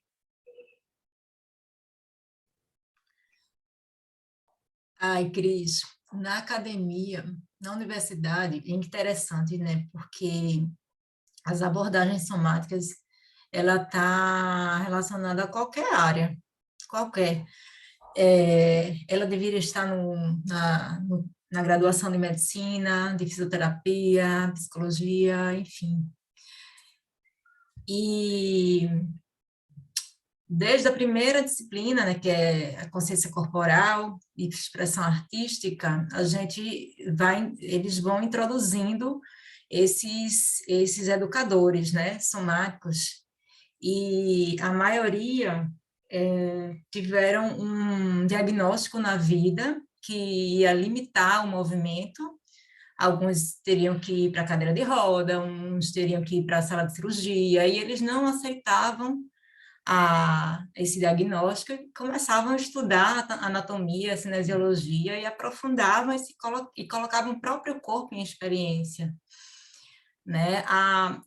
O doutorado de Letícia, ele traz esses filósofos que Camila falou aqui, traz Godard, tem relação também com mitologia, é interessantíssimo, eu posso disponibilizar também, mas ele foi pela Universidade Estadual do Rio, se eu não me engano, e a relação com o objeto é um lugar realmente do devir, um lugar do acontecimento. E hoje, na pedagogia, Ana pode até me corrigir se ele tem sido pautado mais também na teoria do próprio Paulo Freire, né? Que entende a educação como esse lugar de troca da experiência, né? Essa relação com os objetos, nas aulas que eu utilizo para uma finalidade muito específica e vou direcionando o aluno, né, para aquilo, caminhando ele para essas sensações, para ele despertar as sensações. Mas na academia, que eu falo academia na universidade, a gente utiliza muito por processo de criação. E foi o que, no doutorado, a gente experienciou, porque a pesquisa, depois de um ano, virou uma performance. E então, no campo, no universo da dança, talvez seja mais estudado por isso, né? Porque começou a ser estudado, direcionado para lesões, né? Para tratamento de lesões, depois começou a ser colocado para prevenção de lesões, e aí depois é que foi para esse campo da criatividade, né? Para essa questão do campo da improvisação. Então, bem delicado, realmente, utilizar em aulas tradicionais, vamos dizer assim, de técnicas.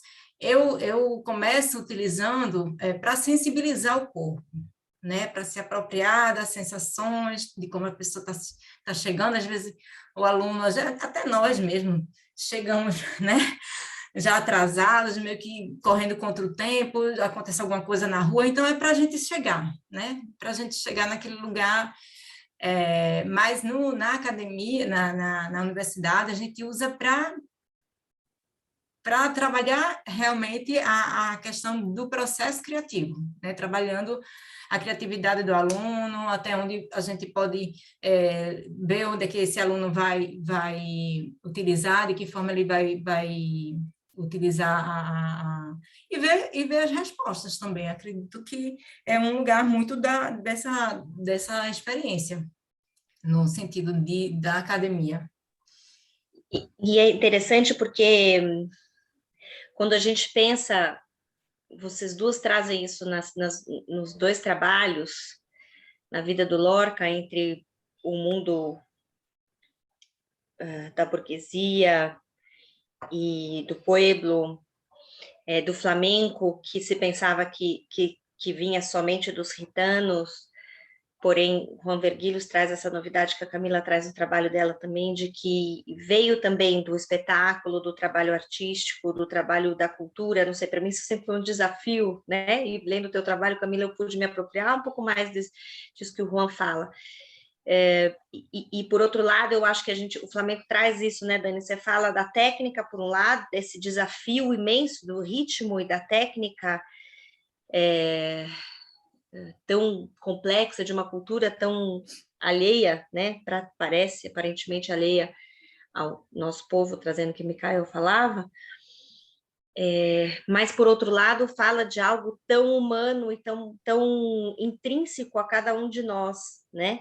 E que você traz o trabalho ósseo e sanguíneo e de sistemas para acordar e linkar esses dois universos, que, no fundo, a cultura fala do humano, né? A cultura tenta dar alguma forma para esse inominável, né? Do que o Lacan fala na Constituição do Sujeito. Então, um não pode viver sem o outro, talvez, né? Talvez a vivência profunda do corpo não possa viver sem a técnica. Por isso se diz, alguns dizem, não é só técnica, não é, gente, né, esse trabalho todo. Cris, você tinha outra pergunta? Deixa eu só complementar, Ana. Eu não sei se eu consegui responder a pergunta de Cris, mas eu me lembrei de uma performance que a gente tinha que criar numa disciplina, e que foram as experimentações lá na pesquisa da minha professora Letícia, que me levaram para a criação dessa performance, que foi em outra disciplina mais para frente. E foi uma experiência com a terra molhada que eu tive. E, na verdade, a gente tinha esse grupo, né, de pesquisa, fazia parte da pesquisa dela, e ela tinha falado assim, ó, cada uma vai para escolhe um lugar da universidade e vai se colocar em experiência. E isso também tem entrelaçado aí outras metodologias, como o movimento autêntico. Então, a gente passa muito por essas, né, por essas camadas. E eu fui para um jardim, onde tinha chovido no dia anterior, de manhã, e a licenciatura é à noite, acontece à noite. E eu fui para esse lugar do jardim, o cheiro da terra molhada, começou a despertar memórias, né? Então, eu sentia mudança de tônus, né? É como se estivesse chegando algo assim, diferente no corpo, e o corpo fosse saindo uma casca e começando outro novo corpo. E na universidade, isso é colocado também para os alunos criarem até seu material para se colocarem nas provas, né? Para as provas que a gente não tem, quase não tem prova escrita, as provas são práticas mais, né? Então, a gente criar performance, então, é mais nesse lugar mesmo de criação. Só para complementar, dessa experiência e materializando no corpo a partir dessas sensações, né? Então, a gente esquecer aquele padrão e vir um outro movimento que nunca tinha realizado na vida, não sei de onde vem, mas a partir das sensações do corpo, né? Então, os objetos, ele têm esse poder mágico. Oi, Só gente. queria colocar uma coisinha. Posso falar? Desculpa, Cá. Pode Muito falar, depois eu falo. muito rapidinho, só achei maravilhosa a pergunta, Cris. Fiquei aqui, tipo, meu Deus, né? Como se ensina o duende, né? Enfim, achei maravilhosa. Fiquei primeiro pensando, esquece, não se ensina. Eu falei, porra, mas também não acho que é por aí o caminho do que eu deveria responder. Então, tô fazendo a minha fala aqui ao vivo enquanto eu vou pensando, porque primeiro achei que não se ensina, e depois, pelo menos nas minhas relações que eu tive com as minhas alunas, e tenho aqui, trabalho muito no particular também, eu vejo que um dos principais lugares de ensinamento desse inominável está na relação, que não está numa, que nem falou a Dani, uma repetição de movimento, eu mostro esse movimento, você faz esse movimento. Mas eu acho a relação professor-aluno uma relação fundamental. Eu acho que passa muito mais do que só cópia por essa relação. Na psicanálise tem um nome, né, de transferência para essa relação e para esses lugares que o professor vai sendo colocado, e que, né, e uma coisa pela autorização que o aluno dá para o professor. E eu fiquei pensando que se tem um lugar por onde o duende pode ser ensinado na relação professor-aluno, é pela experiência e pela relação de convivência, não só de cópia, mas senão nessa coisa que se dá na relação. Só isso. Sim, sim. Falando sobre a provocação do Mika, sobre o coletivo, eu acho que sim, o duende é coletivo, porque principalmente no flamenco, o baile não está separado do cante da guitarra, né? Somos todos um. Então, se um tem o despertar do duende, o outro vem atrás, não importa quem puxou, né? Então, acho que isso é muito coletivo, eu acho que é bem no flamenco principalmente, mas eu acho que na vida, né? Porque a gente não está sozinho, né? Todas as nossas ações estão ligadas a outro ser. Então, se o duende vem de mim, ele pode ter sido começado com o outro, né? Eu despertei, mas com um toque de um outro ser. Então, acho que é super coletivo, concordo com Mika. Com relação à coisa que a Dani estava falando, de transmitir, né, isso para os alunos, eu acho que, primeiramente, o professor tem que ter todo esse conhecimento para poder transmitir. Então, eu acho que um professor de flamenco, de qualquer coisa, tem que ter muita base, muito embasamento, assim, tem que estudar bastante sobre o que está ensinando, para poder conseguir transmitir isso, né.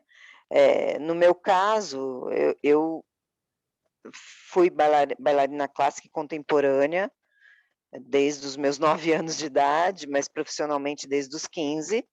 Depois eu fiz educação física, que me deu um outro embasamento teórico, né, e prático, e cheguei no flamenco com toda essa bagagem. Eu acho que, quem tem uma bagagem consegue passar, inclusive o duende, né. Nas minhas aulas, assim, nas primeiras, eu já falo para o aluno que ele tem que ser um pouco músico, um pouco bailaor, um pouco pessoa, porque ele tem que ter toda essa experiência para poder chegar no tal do duende, né.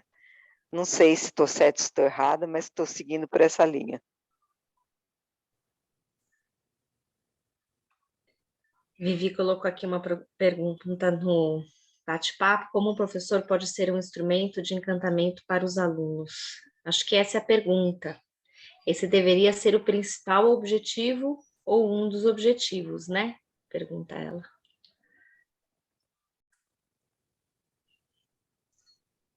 Acho sem dúvida, e é complicadíssimo o flamenco, né? Porque ao mesmo tempo que a gente tem que ir lá estudar uma coisa tão concreta quanto música, compassos, se é tercina, se é semicolcheia, o passo, o movimento do braço, a beleza, a estética, coisas matemáticas, e ao mesmo tempo a cereja do bolo é o encantamento, né? Isso, acho que também por isso que acho que a gente é tão encantado pelo flamenco, né? Eu vou falar da minha experiência, gente.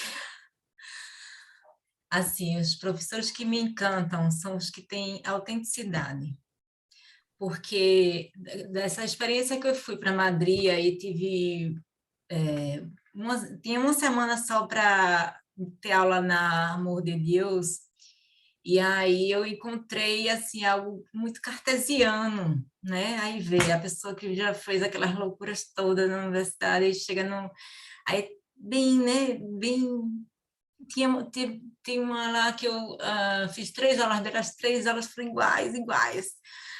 Foi importante? Foi, porque a técnica é muito importante, mas assim não me encantou, né?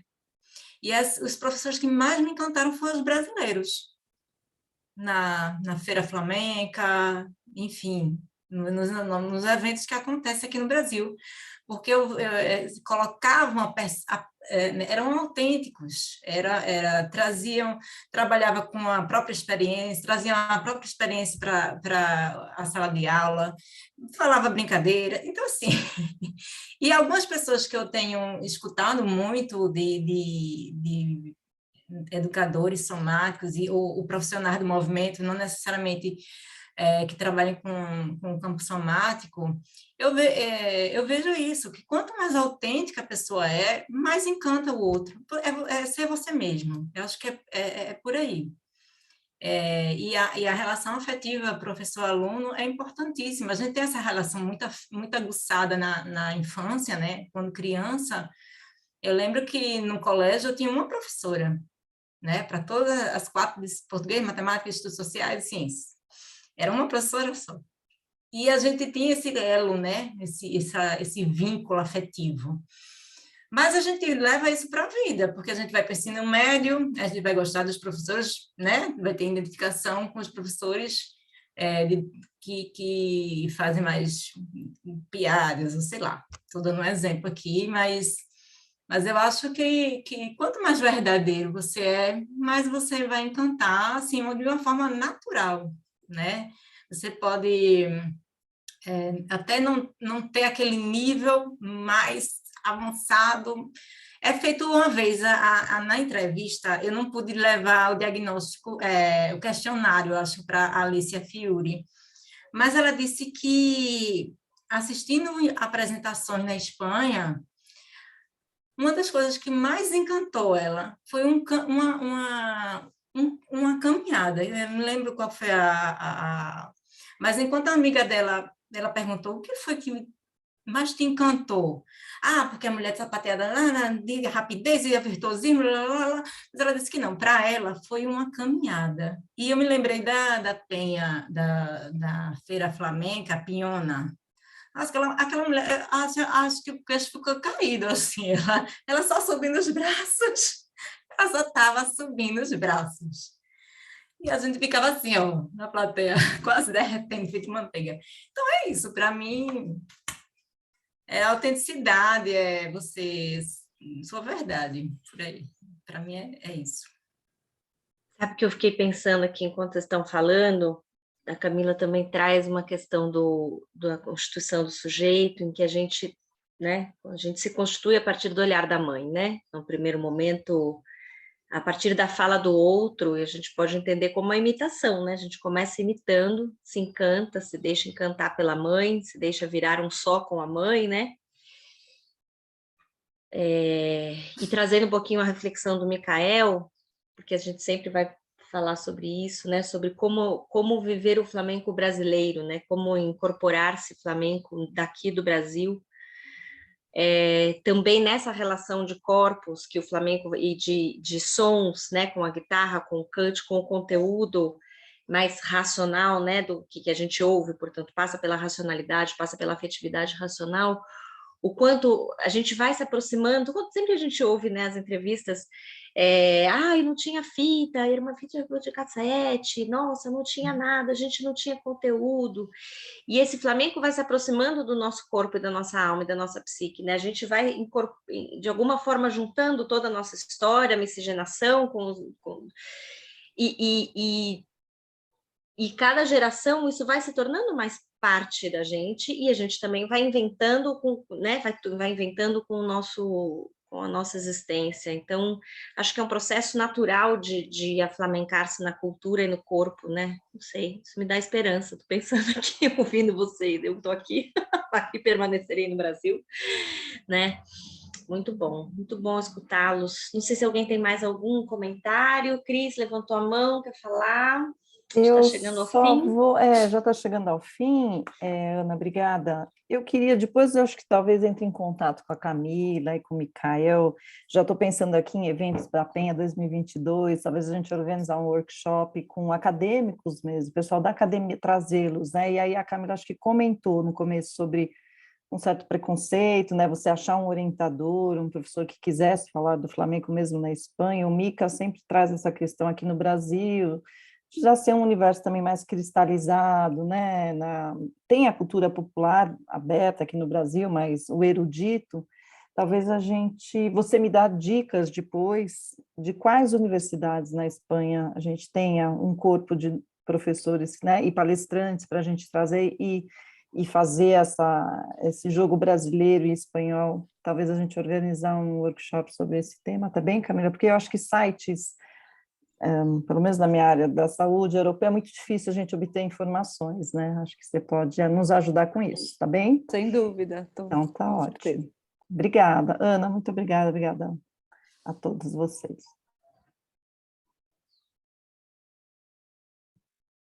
Deixo para você encerrar, Ana. Obrigada. Eu encerro, então tá bom. Queria agradecer as duas pelos trabalhos provocativos, instigantes, profundos, comprometidos. Conversei muito com vocês durante a leitura. Agradecer a Penha, aos participantes aqui. Não sei se as duas querem dar uma palavrinha final para a gente fechar. Só agradecer mesmo, foi uma delícia. E essa conversa foi também uma delícia, acho que é basicamente isso. Eu também só agradecer esse espaço maravilhoso, necessário, e que a gente continue, né? Vai voltando presencial aos poucos, mas levar esse para o presencial também, que é importante. E continuar também no universo online, porque quem não pode estar presente e fazer esses intercâmbios é muito importante, né? A gente tem um espaço aqui que a gente pode linkar lá com a Espanha, aí, Camila lá, Maravilhoso. eu aqui no Nordeste. E só agradecer esse espaço mesmo, pelo convite também, dizer que é um prazer enorme sempre estar com a Penha, participando dos eventos, das ações, e é isso. Eu Obrigada. tenho uma proposta de cada um terminar falando uma palavrinha de como sai, o que está levando. Uma palavrinha, duas do sentimento, de o que está levando, para a gente daí fechar a gravação. Cris, desculpa, inventei, inovei. Pensei aqui que eu saio outra. Outra. Esperançosa. Esperança. Satisfação. Satisfação. Emoção. Emoção. Paz. Paz. Busca. Inspiração.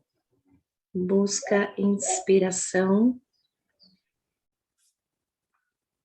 A minha incorporar-se. Muito bem. Obrigada, gente.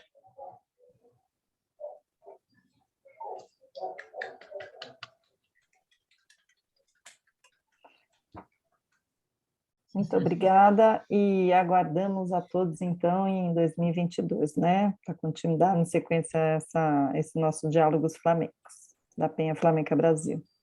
Boa tarde. Tchau, pessoal. Muito obrigada. Um beijo. Tchau, boa tarde. Tchau, Boa tarde. beijos a Muito todos. obrigada. Beijos. Tchau, beijo. Tchau, obrigada, beijo. Obrigada. Beijos.